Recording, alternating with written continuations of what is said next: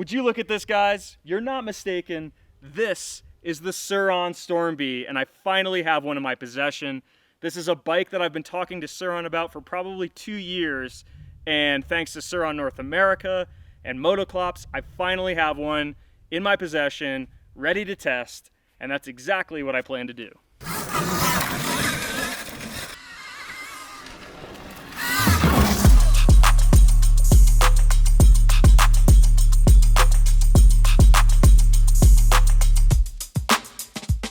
This is also a great time to point out that this is a pre-production model.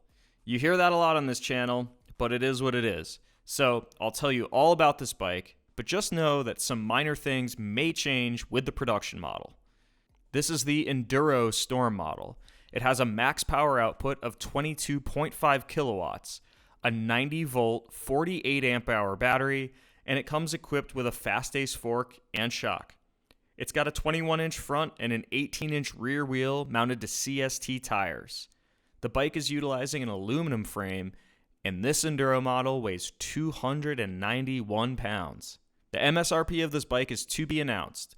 When it's ready for purchase, you'll be able to find it for sale on the ECR Marketplace, where we've sourced all the best e-moto shops in the United States. So if you're looking to buy the Storm or another electric dirt bike, click the link in the description or go to electriccyclerider.com/marketplace to find the dealers that sell this bike and more. All right, guys, so startup procedure here on the Sur-Ron Storm Bee. And actually, it's probably a good time to point out, if you notice that this lever is a little bit longer than this lever. This is not technically my first ride. This is like ride 1.1 because I took it out for a very short ride and ended up tipping it over. Not only broke that lever off, but I also flatted the rear with rear tire, which happens to me a lot. So we've got a new heavy-duty tube in the rear, and we're just going to run that shorty brake lever until the new one gets here. So that is my bad, but yeah, it happens. So anyways, ride 1.1. These are the controls on the Sur-Ron Storm Bee. You've got your standard kill switch here. You've got your ride modes, which is E for Eco, the raindrop for rain, and then the S for sport. Below that, you've got a button for reverse. So totally rare feature for a motorcycle to have reverse, but actually pretty cool, and I'll get into that later. And moving over to this side, you've got all your standard features, which are a horn, you've got your blinkers and high and low beams here. But the other thing that is not standard, which is the first time I've ever seen this too, is a turbo button here. We'll get into more of that later too. All of this stuff I'm going to cover in detail in the full review. So like I said, this is the first ride or you know, close to the first ride for me. So I'm actually still really learning this bike. I don't know a ton about it, so we're going to learn it together. And yeah, the startup procedure, let's get on with it. You've got your nice display here, which you'll see power up when you turn the key on. And there's a lot of modes on this bike. You've got your mode button here and your select button here. The main ones to run through, I'm actually going to pull out my phone and we'll look at some of these features here because it's actually hard to remember them. So we've got B2 for brake energy regenerative setting, E2 for the slide energy regenerative setting, which I think is just engine braking. And I'm going to leave that, the factory setting's 3, but I'm going to leave that on 2. And then we've got A3, which is traction control. I'm going to switch that to A2 because that is the factory setting. So toggle through, hold that down, wait for it to flash, and then A2. Cool. All right, so there's quite a bit of setup there, not going to lie, but I think once you have your settings set, they just stay logged and you don't have to mess with them, but we're going to be testing all that stuff. We're going to start on those settings that I just said. The next thing to do is you just grab the rear brake and pull that in, and you'll watch a feature light appear that says ready. So that means the bike is live and we're good to roll. We're in eco, so let's go to sport, and we're live. Let's do a little top speed run here.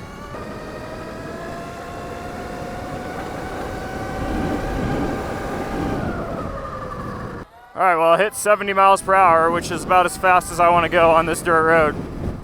Pretty damn good top speed. All right, so you guys know the drill with first rides. I'm not gonna get too detailed with my thoughts yet because it's too soon to really be able to tell. Just gonna give you more of a first impression on the bike. And spend quite a few more days testing the different settings and range and different environments, all that good stuff. But my immediate first impressions are pretty good.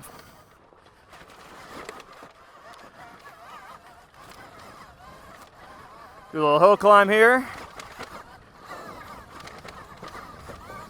Seems like it's got plenty of power.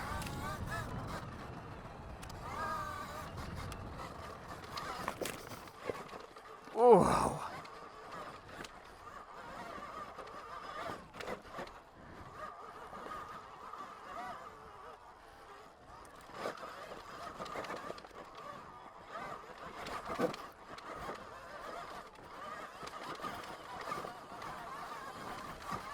Pretty good.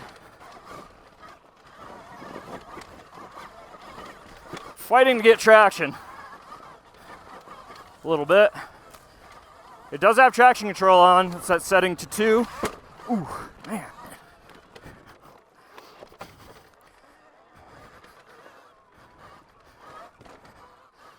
Sounds like some hard hits from the rear. But yeah, on that little hill climb there, I definitely could tell the weight of the bike. It's not light. Little downhill section. GoPro never picks this stuff up, but chunky, loose, downhill.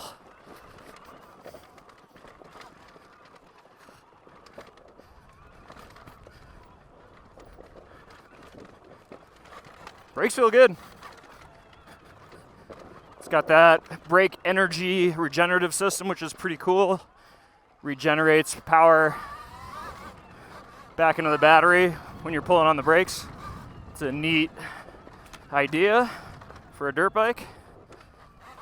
I can already tell I stiffened up the suspension quite a bit because it was really soft when I got it, and I want to spend a little bit more time getting that set because I don't feel like it's a great setting. It's good, but I know I can get this better than it is right now. That stuff takes time.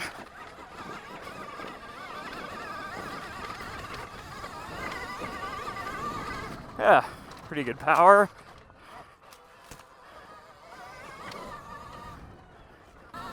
Good time to have the expectations talk. I know I've brought this up on bikes in the past, and it is important that you understand what the bike was designed for and make sure you're respecting that, because I'm already starting to feel like I know what this bike was designed for. And it feels a little bit more designed for this.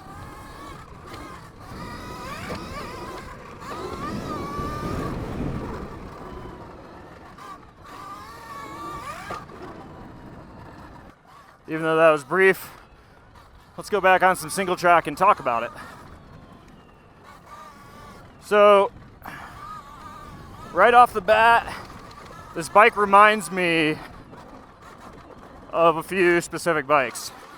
Gas bikes, that is. It's not necessarily a power delivery because it is peppier than the bikes I'm about to refer to, like actually by a long shot. But, you know, the weight, the feel, the suspension of the bike reminds me a lot of like a Suzuki DR 350, Suzuki DR Z 400, XR 400. Like, this is a kind of a mellow feeling trail bike. And like I said, I don't necessarily mean mellow in the power department. Like, it's actually got quite a lot of spunk. I mean, it is electric after all. But yeah, just being like honest with what the bike's design was intended for, and I do think this bike was intended as an enduro bike, but maybe more of a mellow enduro type environment where it's just like mellow single track or like 2-track type riding. Try a little log hit here. See, it gets up and over that stuff just fine, but I don't think that it's its favorite place to be quite yet. First impressions, obviously. Like, the bike doesn't feel like it wants to be pushed too terribly hard. And that's okay. It's actually like, when you're not pushing it very hard, it seems to ride really nice. It's soft, it's comfortable, it's easy going, it's a little on the heavy side feeling right off the bat, but it's a heavy bike.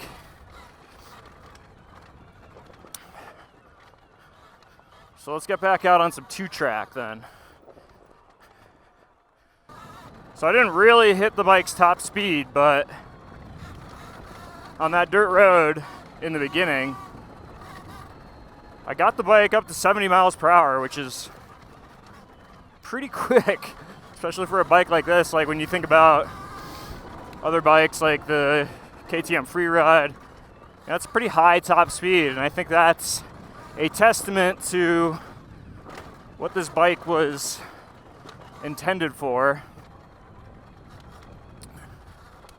It's a dual sport. I mean, look at it. It's got headlights, it's got blinkers, it's got horn. And I think, you know, some bikes like what the KTM group has come out with, they've put blinkers and a horn and all that equipment on some pretty off-road focused bikes and masked some dirt bikes as dual sports when they're really just dirt bikes with that equipment on it. This feels to me more in that true dual sport realm, where totally capable of going on single track and somewhat technical single track, but it's an easy going bike for a dirt bike. And I kind of like that because there isn't really an electric dirt bike up until this point that kind of fits that category. You've got the KTM Freeride, which is not really street legal in the US at least, and it's definitely more off-road focused. And then you've got the Zero FX, which kind of fits the other side of that coin, where it's a little bit more street oriented. And this kind of fits a bit more in the middle of those two, it seems, where it's like a true dual sport bike.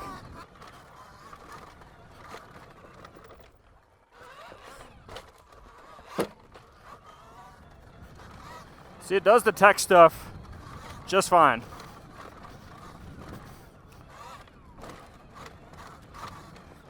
All right, so obviously we'll test quality in a longer term type scenario, but in the sense of like first ride or first look opinions, the quality of this thing is really nice. Not that I didn't expect that from Sur Ron. I think the Lightbee is also nice quality, but this does feel a step above the Lightbee's quality. All right, here's a little zone. I'm curious to test the Storm. wouldn't say it's like a hill climb, but it's a hill. And it's loose and rocky, but it's wide open.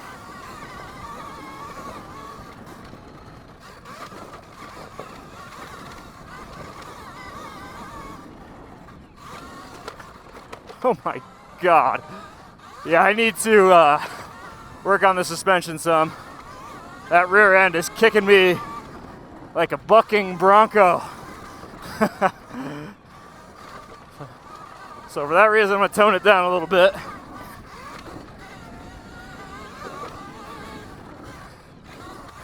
Woo! Fork feels pretty good though. All right, you guys, first ride on the Sur-Ron Storm, and pretty darn good. It is different than I thought it was going to be. It feels a lot like a dual sport, like what I was talking about. I don't want to get too far into this quite yet because I really want to review this bike. I have to do a lot more riding with it in all the different modes and all the different power settings, and mess with the suspension, put it in different environments, and do all that before I can like legitimately talk to you guys about what I really think of it. But at first impression, really nice dual sport electric bike. I'm impressed with the top speed. The power feels nice. The suspension feels good. I need to tweak it some more. Brakes feel good. The features are cool. Fit and finish is nice. And yeah, that's a lot of compliments, but we'll get a little bit more in depth on the next video and talk about maybe some of its flaws too. So I just want to give the bike the benefit of the doubt before I do that. And yeah, stay tuned. Also, big reason of why I wanted to do this first ride before doing the full review is to give you guys an opportunity to ask some questions in the comment section here, because this bike is like really long awaited. I know for myself and for this channel, and I think for a lot of you in the US, you've been curious about it. So now's a great time to ask your questions. I have the bike for a little bit, and we'll do a bit more video content with it. So fire away those questions. I'll work and do my best to answer them, and we'll include that in the next review video. Thanks for watching, guys. See ya.